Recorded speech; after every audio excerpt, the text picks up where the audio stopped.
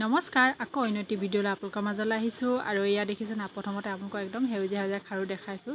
যিহেতু সেউজীয়া খাৰু দেখাইছোঁ যেতিয়া গম পাইছে চাগে, যিহেতু শাওণ মাহ সোমালে আমাৰ মানে একদম মানে পবিত্ৰ মাহ সকলো কাৰণে, হয় নহয় বাৰু?